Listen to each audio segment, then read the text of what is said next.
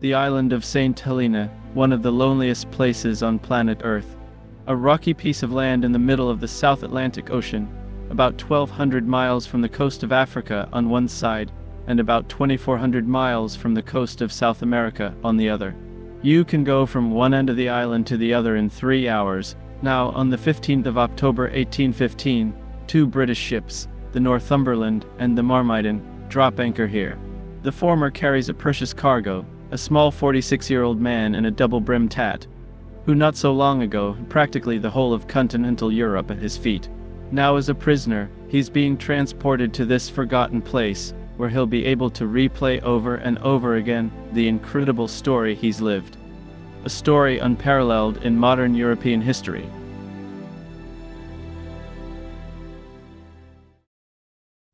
For 15 years all Europe trembled at the sound of the name Napoleon Bonaparte.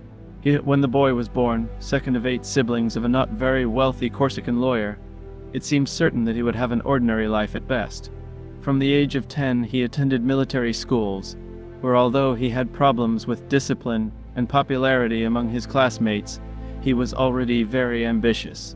He was an honest student of military strategy, supplemented it with his own observations and notes, excelled in math and had a great understanding of maps, which would soon come in handy.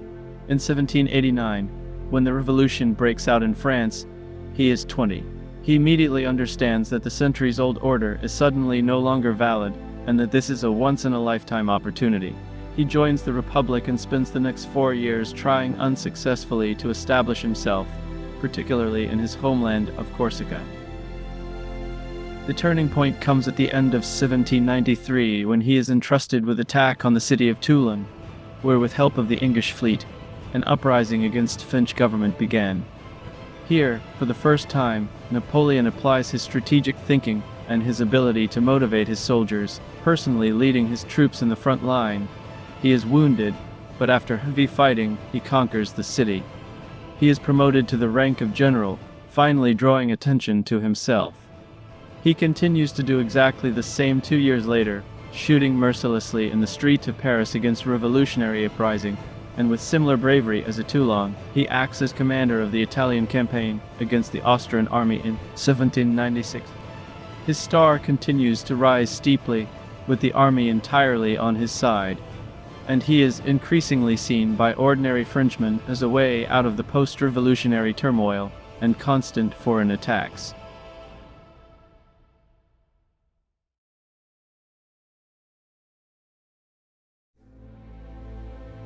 In 1800, Napoleon appoints himself the first of 3 consuls to govern the country. His power is almost absolute, and the other 2 have only an advisory vote. The French people approve his changes to constitution in a referendum and do not protest even 4 years later when Napoleon is proclaimed emperor in presence of the Pope at Notre Dame Cathedral.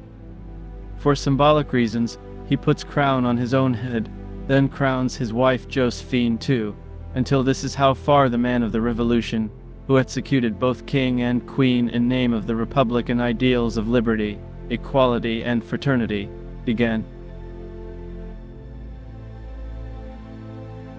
A year later, Napoleon was named King of Italy, but his enormous power and expansionism were already becoming a thorn in the side of England and Austria, as well as Russia and other states and territories would gradually be added. From now on, Napoleon will be almost constantly at war against powerful coalitions, but he will still manage to do well for a long time. In 1805, he achieved a great victory at Slavkov and probably most famous battle ever fought in the Czech Republic. Thanks to chosen tactics, which are now considered masterful, overwhelmingly defeats Austrian superiority and finds itself at the height of its popularity at home. He would now like to make a lasting peace with his enemies, but this will never be granted.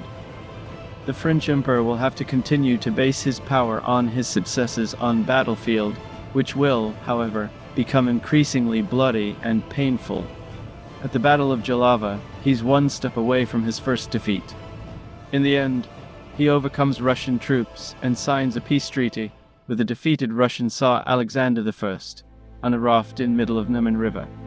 By this time he controls an incredible part of Europe, controlling territory from present-day Lithuania, Portugal, and from Hamburg to the Greek islands, and in periods between war campaigns, he works intensively to change public life of his country, introduces financial reform, introduces a new civil code on which French legal system is still based today, and passes a law on public education.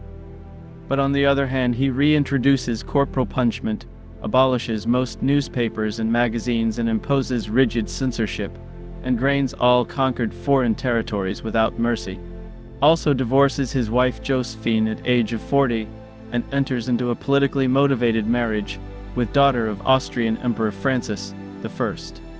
Daughter is 19-year-old Marie-Louise, the great niece of Queen Marie Antoinette, which was executed by French people during Revolution, but this is too much even for many of his supporters. Many Republicans see it as a betrayal that can no longer be ignored. Napoleon's popularity is slowly declining. Worst is yet to come. The Russian Tsar is once again allied with British, Napoleon's arch enemies, and Napoleon, though reluctant, decides that this must not go unanswered. With an army of 500,000 troops, he invades Russia, and outside Moscow at Borodino, fights a terrible battle which ends in draw. However, it opens way to Moscow, but as it soon turns out is not a triumph but an apocalypse. The Russians abandon the city and burn it all down, leaving Napoleon with no choice but to set out on his return journey of France across the endless plains into which the bitter Russian winter is setting in. In addition, Marshal Kutuzov's troops are constantly attacking the retreating French forces. Napoleon's army is killed down by enemy by thousands, by hunger, frost, and typhus. The emperor himself at first bravely shares suffering of his men, but finally allows himself to be taken to France, leaving the wreckage of famous Grand Army to its fate. Out of 500,000 soldiers, only 10,000 able-bodied men return home. This is beginning of the end. The following October, Napoleon loses his greatest battle ever. The Battle of the Nations at Leipzig, in which Commander-in-Chief of the Austrian forces, Prince Felix Schwarzenberg, founder of the Eagle branch of the family, played a significant role. For Napoleon, it was a crushing defeat from which he never recovered. Abandoned by his generals and the French people, who had had enough of war and hardship, he signs his abdication and heads into exile on Italian island of Elba, where the victorious powers will set up a puppet principality for him.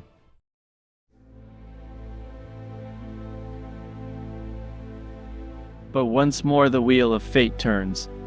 News reaches Elba that dissatisfaction is growing in France with rule of returning King Louis XVIII, and that Napoleon is to be escorted by the Allies to a distant island.